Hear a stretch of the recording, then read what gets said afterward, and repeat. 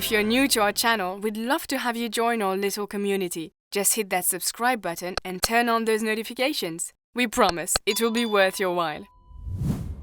That's not the point. It won't go away for at least another week, Taylor exclaimed. They'll know who I am if I show up in my regular clothes with the same tan. That means another week stuck as a girl. Well, I hate to say it, but you've adapted pretty well despite everything, Aunt Agnes said. It doesn't seem all that hard for you, so what's another week? For one thing, I can't stand these stupid nails, and Emily's driving me up the wall with all the makeup and skin. Care stuff, Taylor said. I don't know if I can last any longer. Well, it's up to you. Though I guess after this long, it would do more harm than good to just fess up, right? You've got that right, Taylor sighed. All Taylor could do now was wait and hope that this would all be over soon. A few hours later, Taylor was sulking in bed, staring at the bottle of nail polish remover sitting on the nightstand. It was a thing that he'd been anticipating for so long, but now the idea of removing them felt pointless, since he'd still be stuck dressing like a girl until the tan faded. As Taylor reached out for it, his phone started buzzing. Taylor quickly grabbed his phone, seeing that he was receiving a call from Emily. His finger hovered over the decline button, but the sight of the pink fingernail reminded him that if he didn't pick up, with all likelihood, Emily would show up at the front door, which he wanted even less, so he tapped the accept button. Hello? Taylor asked. Tay. Are you feeling better? Emily got straight to the point. Sort of, Taylor said. What's up? I was worried about you, Emily exclaimed. I'm really sorry I didn't wake you up. Despite Emily's overbearing personality, Taylor was touched. I'm fine, Taylor said. And it wasn't your fault. I was just mad at myself for forgetting to reapply sunscreen. Great. I just had an idea. You've been cooped up in your aunt's house for how long? Emily asked, but didn't wait for an answer. We should have a sleepover tonight. I don't know, Taylor started. He knew it would just be him and Emily, but even still, he counted on having privacy to keep his secret from getting out. Nighttime was the only time he could forget about the feminine web he was trapped in. Come on, I'll even let Logan in on it if you want, Emily said. Emily, Taylor started. Or we could do it at your aunt's place if it's okay with her. Emily quickly added, No, that's... Your place is fine, Taylor said, knowing Emily wouldn't take no for an answer. Awesome. I'll see you later tonight. And bring cute PJs. Emily quickly hung up the phone. Taylor lay back in bed once more, wondering what he'd gotten himself into. After telling Aunt Agnes of what he'd agreed to, and her customary shaking of her head at Taylor's predicament, Taylor was soon standing in front of Emily's house carrying a small overnight bag, which he'd filled with a few gaming accessories and a pair of pink pajama bottoms and an oversized t-shirt. Taylor balled his hand into a fist and knocked on the door. After a few moments, Logan answered it. Hey, Taylor, Logan said before turning towards the staircase. Emily, Taylor's here. They stood in silence for a few moments. Can I come in? Taylor asked. Oh yeah, sure. Logan stepped back and allowed Taylor to enter. Nice tan. Thanks, Taylor replied. Wasn't exactly my idea. Emily told me. At least you didn't burn, right? Logan asked. Yeah, I guess so. Taylor replied. Emily came rushing down the stairs and quickly embraced Taylor in a bear hug. Wah! You just saw me a few hours ago. Calm down, Taylor exclaimed, trying to break free. Yeah, but I told you I was worried, Emily said. Anyway, let's go up to my room and get you set up. We've got a cot up there already set up. After setting up his things in Emily's room, her mother popped her head into the room. Taylor had met her in passing a few days earlier, and she seemed nice enough. At least, she wasn't as scary as Mr. Jackson. You girls all right? Need any snacks? Mrs. Jackson asked. No, thank you, Taylor replied. Not yet, Mom, Emily replied. Well, let me know when you do. Mrs. Jackson went back into the hallway. So, I was thinking that we could just chill for a bit. Maybe game a little with Logan if you want. Then do makeovers, Emily said. Sound good to you? I guess, Taylor said. Say, did you try that tutorial I sent you? Emily asked. Oh. No, Taylor replied. I don't wear makeup. Why not? Because I don't have any. That explains it. I was wondering why you didn't. But if that's all it is, I have the perfect thing. Emily started digging in one of her drawers. I got 2 of these from 2 different relatives, and I didn't return one. Figured I might need it. Emily pulled out a small zippered bag. She quickly unzipped it and started showing Taylor the contents. This has everything. Lipsticks, eyeshadows, eyeliners, it's great, Emily said. Now you don't have an excuse. Great, Taylor said. Thanks. Don't mention it. It'll come in handy later. As it got later, Emily changed into her pajamas. A blue, ruffled sleep shirt, and Taylor prepared to change into his. He opened his overnight bag and pulled out his bottoms and t-shirt. Absolutely not, Emily exclaimed as she blocked Taylor's entry to the bathroom. Come on, Em. Just let me change, Taylor whined. I told you to bring cute PJs, and those are boring. You're lucky I'm generous, Emily said, heading over to her dresser and digging through her dresser before she found an identical sleep shirt to the one she was wearing, but in pink. Emily walked over and tried to hand the sleep shirt to Taylor. I'm fine with the ones I brought. Taylor tried to push past Emily, but she stood firm. Do it for me, Emily asked. I just think it'd be fun to match. Taylor hated himself for not defending his masculinity, but he also didn't want to hurt Emily's feelings. A few minutes later, Taylor emerged from the bathroom in the pink sleep shirt, which sat far higher on his legs than it did on Emily's. It's a little short, isn't it? Taylor futilely tried to tug the hem lower. It's not too short. It's your legs that are too long. But I think it looks good, Emily said. Plus, we match. Emily struck a goofy pose, causing Taylor to giggle in response. Now we're having fun. Emily smiled. The first sleepover activity that Emily chose to do were makeovers. After mixing together a noxious goop in a bowl and using headbands to pull their hair back, Emily spread it on Taylor's face before having Taylor do the same to her. As they waited for the masks to dry, they sat on Emily's bed making idle conversation. This feels so gross, Taylor whined. You'll thank me later.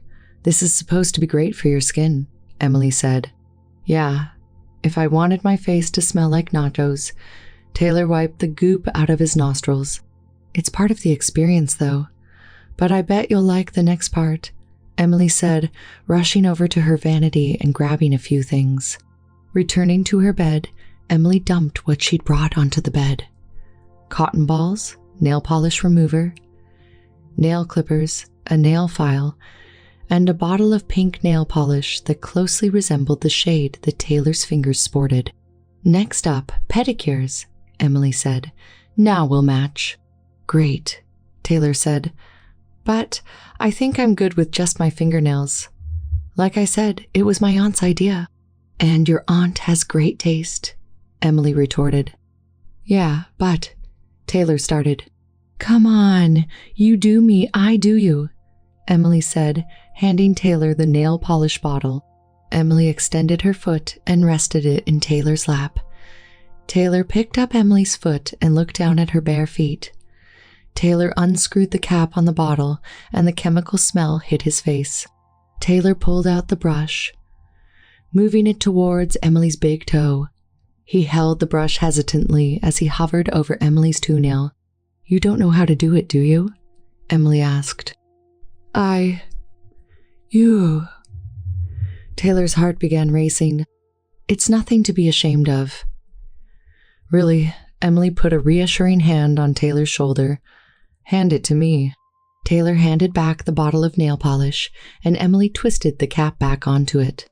I guess you were more of a tomboy than I thought, Emily chuckled. Put your foot in my lap. Taylor complied, extending his left foot into Emily's lap.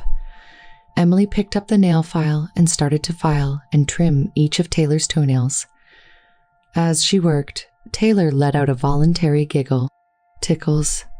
Taylor said, before too long, he was the owner of 10 expertly groomed toenails. And now, pay attention. Emily picked up the bottle of pink polish. Emily began to slowly paint Taylor's toenails with the pink polish as Taylor watched, knowing that he'd be forced to perform the same act shortly. Soon, Taylor had cotton balls between all his toes as Emily put the finishing touches on Taylor's right pinky toe. Done, Emily said. Taylor pulled his foot back and let his legs rest, hanging off the bed. It was amazing what a little grooming and some color could do. He could scarcely believe they were his toes. They looked so dainty and feminine and pink. Your turn. Emily handed Taylor the bottle of nail polish. Taylor took the bottle and got to work. It was much quicker, even if Emily also had Taylor do her fingernails as well. They were already groomed, so Taylor was just painting, and he found that it wasn't as complicated as it had seemed to be before he watched the process. Once Taylor finished, Emily started blowing on her fingernails and fanning her hands. Taylor in turn started to check his toes. Yours are probably about dry, Emily said. As Taylor flexed his toes, there was a knock on the door as it opened, revealing Logan behind it carrying a controller. After his eyes widened upon seeing Emily and Taylor's mud masks, he smiled at Taylor. Anyone interested in a little gaming? I'm gonna play some legendary Dragon Havoc. I'm looking for a player too. Logan wiggled the controller. A grinning Taylor shifted. About to stand up, when he looked at Emily, he didn't know what else she had planned. But he'd wanted to try legendary Dragon Havoc for months. Emily rolled her eyes and sighed. My nails are still wet, so I can't hold a controller, but if you want to play, go ahead. We can't really do anything else until I'm dry, Emily said, before blowing on her fingers. Awesome, Logan said. Have fun, Tay. Emily giggled. Taylor quickly made his way out of Emily's room, walking awkwardly on his heels as he'd seen Emily do when she'd had to use the bathroom halfway through her pedicure. After making his way to Logan's room, Logan motioned to a gaming chair already set up with a controller. Taylor sat down, crossing his legs as he realized how short the sleep shirt was, and picked up the controller. Ready to go? Logan asked. I was born ready, Taylor replied with a smile. The game was amazing. Great graphics, interesting puzzles, and intuitive gameplay. And Taylor was even happier to play it with Logan since they had the same priorities. Did we get all the secrets in the last room? Logan asked. Of course we did, Taylor replied. Look out. A dragon monster popped out of a secret door and started attacking their characters, but they made quick work of it and collected their winnings. Yes. Logan and Taylor shouted in unison and high-fived. I take it the game is going well, Emily asked from the doorway. It went great. We won, Logan exclaimed. Taylor might just be the best player I've ever met. I wouldn't go that far. You're not too bad yourself, Taylor blushed. If you're not too busy, I think it's about time to wipe the masks off, Emily said. Oh yeah. Taylor stood up and handed the controller back to Logan, their hands slightly brushing during the action. Taylor looked away, blushing even more profusely. Thanks for letting me play. Anytime. Logan smiled as he watched Taylor exit the room. Taylor quickly made his way back to Emily's room, where he removed all the cotton balls from his toes, and he and Emily took turns peeling their mud masks off. Taylor scrutinized his face in the mirror as he checked for any remaining bits of mask. Look at that! We're glowing! Emily smiled as she put her arm around Taylor. Taylor didn't know enough about skincare to dispute her claim. Once they were done, Emily put on some pop music and pulled out her laptop. Motioning for Taylor to join her sitting on the bed, Emily started scrolling through social media, pointing out photos to Taylor. The picture in question had Logan wearing a suit next to a fairly attractive girl in a dress, and Taylor's gaze lingered on it as Emily scrolled down the page, which didn't escape Emily's notice. And this is just what I posted on social media. Oh, speaking of, what's your Insta? Taylor froze.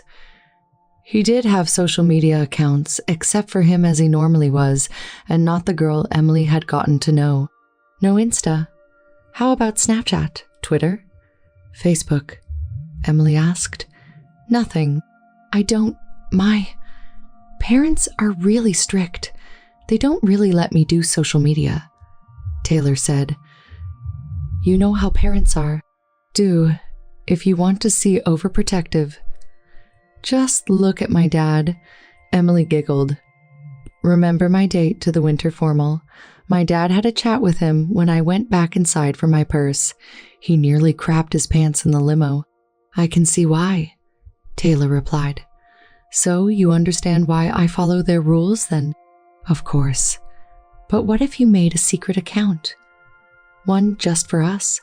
Your parents never have to find out, Emily suggested. I don't know, Taylor started. Emily got to quick work constructing a social media presence for Taylor. Thankfully, Taylor had a burner email that used his name that was unconnected to any of his real accounts. And a nice profile picture. Smile. Emily snapped a quick photo of Taylor on her phone and uploaded it to the computer. Perfect. Taylor's new social media account listed his gender as female, and Emily had gone through a list of interests to tick off a list, so his recommendations for accounts to follow and interact with were equal parts video game related as well as beauty related. I'll just friend me. Oh, and Logan, of course, and Emily turned her laptop to Taylor. Voila. The page was threadbare, but Emily had done a decent job of creating a presence for a person who up until a few weeks ago hadn't existed. It's great, Emily. Thanks. Taylor mustered up as much sincerity as he could, though he was actually rather thankful since it would prevent his adventures in femininity from being broadcast to his friends back home. Want to add any of your friends from back home? Maybe a crush or two? Emily asked. Taylor could tell that Emily was fishing. He wasn't about to give her any ammunition. No, I'd better not. Word might get back to my parents that way, Taylor replied. Smart, Emily agreed. And now that you have one, I've definitely got to post a pic of me and my new bestie. Before Taylor could react, Emily had her arm around Taylor's shoulder and her phone in her other hand to take a photo with the selfie camera. Say cheese, Emily grinned. Taylor gave a weak smile to the camera as Emily tapped the button, before quickly jotting out a caption. Taylor's profile refreshed itself, and Taylor saw that Emily had tagged his new account with her post. Matching with my bestie, Taylor Hughes. Best sleepover ever. And I totes expect you to use it, Emily said. Especially when we hang out. Taylor weakly smiled in response. Once the excitement of building the profile wore off, both Emily and Taylor started to feel tired. Soon, the lights were out and they laid in their beds in the darkened room. Taylor was curled up under the blanket as he tried to stay warm, given the lack of covering on his legs. Taylor? You awake? Emily whispered. Yeah, Taylor replied. I'm really glad you decided to sleep over tonight, Emily said. So am I, Taylor replied, though more because he got to play a new video game. Soon after that, both Taylor and Emily had drifted off to sleep. Taylor found himself staring at a woman's chest. His vision was distorted, but he was quickly able to discern that the woman was wearing the same dress as he'd seen in that picture of Logan earlier, the winter formal. Taylor muttered before realizing that he was looking down at the chest. He quickly moved his gaze upwards. Sorry. As he looked up and saw the woman's face, he realized that he wasn't staring at a woman at all. He was staring at his own, if heavily made up, face in a mirror. He recognized the style of makeup and the updo as having matched Logan's date from the photo. Taylor felt faint and reached out to the mirror for stability, seeing that his hand, now daintier and tipped with far more ornate nails, was touching the glass. "This can't be happening," Taylor said, for the first time noticing that he was wearing strappy-heeled sandals that showed off similarly ornately pedicured toenails. He stepped back from the mirror and tripped on the carpet, being saved in the nick of time from falling onto the ground by a pair of strong arms. "Why, you okay?" The voice was unmistakable. Before he even looked, Taylor knew that it was Logan's. "I tripped," Taylor said. "Well, I can see that." Logan quickly helped Taylor back to his feet. "You look gorgeous." "Thanks," Taylor said, blushing. This wasn't right, and Taylor knew that, but he didn't seem to have any control over his actions. All he could do was take Logan's hand as Logan led Taylor out of the room. A bright light engulfed Taylor's vision, and he was suddenly standing on the lawn of Emily and Logan's house. In front of them were Mr. and Mrs. Jackson, the latter of which was holding a camera. "Okay, one more, you two." Mrs. Jackson smiled as she snapped another photo. Taylor glanced to his left, where he saw Emily standing with her date, giving Taylor a thumbs up as another flash went off. "Okay, now for one of all of you," Mrs. Jackson said. The bright light returned and suddenly dimmed. Taylor felt a hand on his shoulder and an arm around his waist. As vision returned, he realized he was in a ballroom on the dance floor while a slow song played in the background, surrounded by dancing couples. As the song swelled, Logan leaned into Taylor's face and started kissing him on the lips. "Mia." Taylor was unable to push him away. It was like his body had rebelled. Taylor began to mentally scream until Taylor awoke in a cold sweat, panting heavily as he wiped the sleep from his eyes and sat up. It was right then that he realized a sensation under the covers. Kicking them off, Taylor saw that his tuck had become undone, and he was now tenting the sleep shirt. Taylor glanced over at Emily's bed, seeing even through the darkness that she was still asleep. Taylor stood up and quietly tiptoed across the carpet into the bathroom, intent on taking care of the incident and restoring the tuck.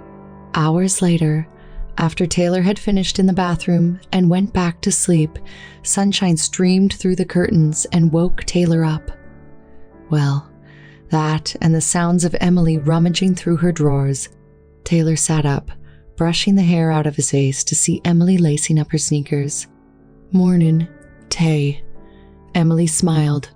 Taylor could tell from her sports bra and tight shorts that she was about to go for her morning jog. "Morning," Taylor said. "I've got a spare set of exercise clothes. Wanna join?" I would, but Taylor searched for an excuse. "I'm not feeling well." "Oh no. It wasn't dinner? Was it? Or all the snacks?" Emily went into investigation mode. "You don't have any allergies, do you?" "It's not like that. It's..." Taylor had to come up with an explanation that would be easy to fake. His eyes glanced around the room before he spotted a particular cardboard box sitting on top of the counter in the bathroom. Cramps. That time. "You know of the month?" "Oh." Emily knowingly nodded. "Yeah, I don't feel like jogging when that happens either, so I think I'll probably just head back to my aunt's." Taylor started repacking his bag as he grabbed his change of clothes out of it. "Good idea. Do you need a pad?" Emily asked. "I'm good. Nothing has happened yet. Just the pain, but I'd rather be at my aunt's if that's gonna happen," Taylor said, rushing into the bathroom to change into a casual outfit of girls' shorts and a simple blouse. "How was the sleepover?" Aunt Agnes asked. "Almost a disaster," Taylor said. "What happened this time?" And Agnes rolled her eyes. Taylor explained his nighttime incident, though leaving at the ending of the dream and only giving the bare amount of details. "I'm no dream analyzer, but it definitely sounds like a stress dream. As for the other thing, I might have an idea on how to fix that." Aunt Agnes said. You do? Taylor asked. In the fashion world, there's a lot of gender fluidity, and I knew a few transgender models back in the day, and I know how they kept their unbecoming bits hidden. They had this special piece of fabric that kept everything tucked up, Aunt Agnes replied. Only problem is that I don't remember what it was called or where on earth to shop for them. Let's check online. I bet you can find them there, Taylor said. After finding a suitable retailer on Taylor's computer, Aunt Agnes found the item she was looking for. Ah, it's called a gaff, Aunt Agnes said, and so long as you don't pull down your underwear, no one will ever know. I can't believe I'm doing this, Taylor sighed and ordered. Aunt Agnes clapped her hands. I've got to admit, computers are a lot more useful than I thought. This might change my whole outlook on personal shoppers. Why wait a week when I can get anything within 2 days? I'm glad someone's happy about all this, Taylor mused. Don't worry. I'm not taking delight in your suffering, although I admit that had I been more receptive earlier, we might have avoided this whole crisis. Aunt Agnes said. I really am sorry. I know, Taylor said. At least I've only got a month or so left, and then this will all be over. The next day, thanks to rush delivery, the package arrived and Taylor rushed inside as Aunt Agnes signed for the package. Taylor tore open the box, finding 2 things wrapped in plastic. The first was the gaff, but the second item, which Taylor recognized, confused him nonetheless. Aunt Agnes, why are there fake boobs in here? Taylor asked as Aunt Agnes shut the door. I did some thinking.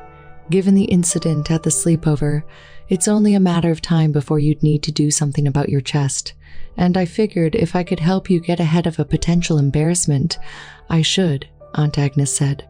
Thanks, Aunt Agnes. Taylor smiled. How do they work? Well, as far as I can tell, they're reusable and self-adhesive. Aunt Agnes looked over the 2 globular items. Just peel the backs off, stick them to your chest, and there you go.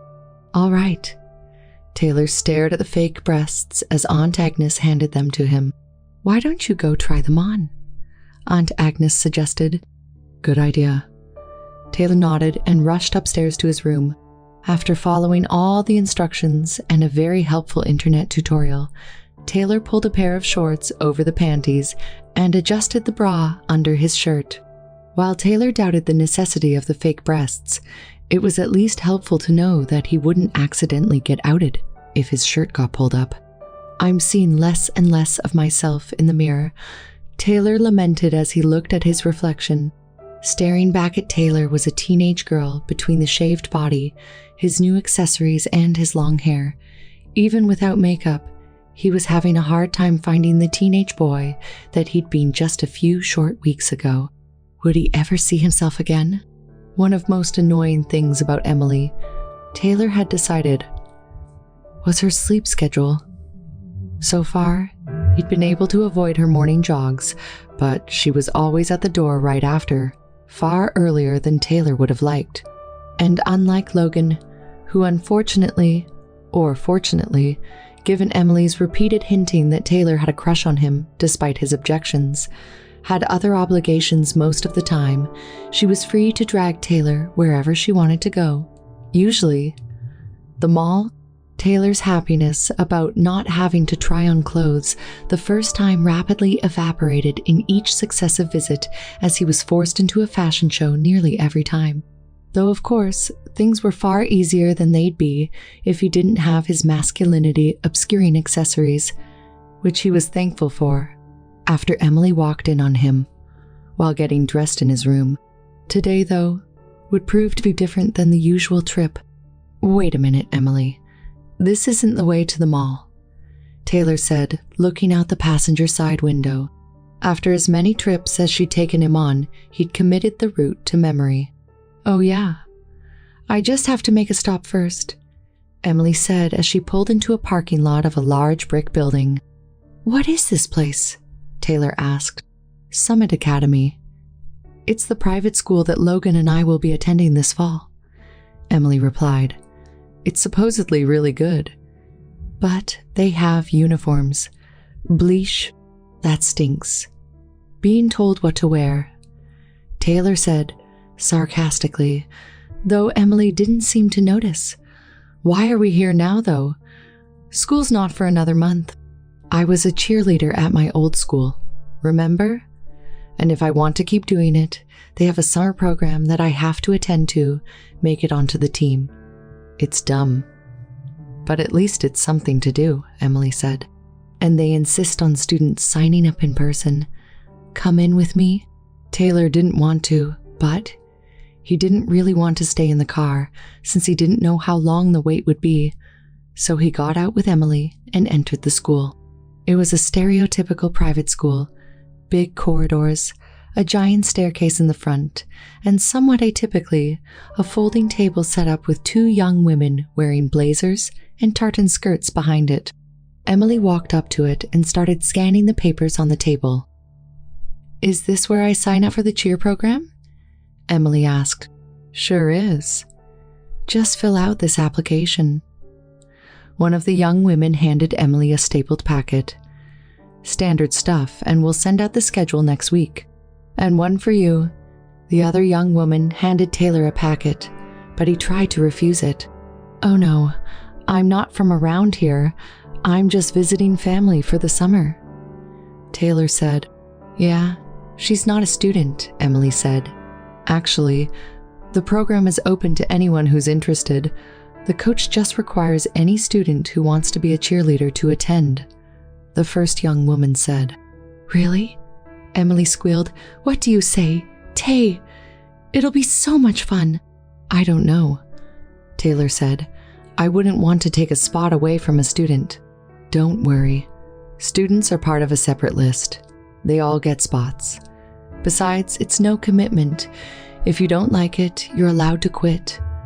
The second young woman said before turning to Emily. That doesn't apply for you, of course. Wouldn't dream of it, Emily said. Please. Taylor weighed his options, and the prospect of spending a few weeks as a cheerleader was less than exciting. He could always quit after the first practice and tell Emily he didn't like it, which was far easier than dealing with a barrage of begging in the current moment. The faster he said yes, the faster they got out of here. Taylor couldn't believe that he was actually more excited to go to the mall with Emily than to be at a school. Fine, Taylor said. But I won't guarantee that I won't quit after the first day. You're the best, Tay. Emily squeezed Taylor in a bear hug as the two young women looked on with smiles on their faces. Just fill these out and you'll be on your way. The first young woman said, You both look like perfect fits for the squad. The form was truly standard. Just name, address. Taylor put Aunt Agnes. The only sticky part was the social security number, but that was probably just to verify that Taylor existed, which he did regardless of gender, so he entered it anyway. Once they were finished, the forms were given back and the two teens made their way to the mall. While they shopped, the applications were forwarded to the main office, who processed them, finding Emily in their system and assigning her to the summer program, therefore allowing her to sign up for the team in the fall. In addition, Summit Academy's computer systems noted a strange dissonance between the social security number and the records they had on file. Locating schooling records for Taylor Hughes was easy, but the system in Taylor's hometown was under the clearly mistaken impression that Taylor Hughes was a boy, which was at odds with the information that Taylor herself gave in her application. Given that it was the summertime, the request was entirely digital and the records were requested for review, where Summit Academy changed the information to match what they'd been given on their application. Even if they weren't enrolled, they liked to check to see if their program had a comparable match in the school that the girl was enrolled in, so they could get credit for the program. Unfortunately, there wasn't a comparable match, but at least the system was able to rectify the major informational errors that it found. What a silly mistake, with the systems off by only one letter.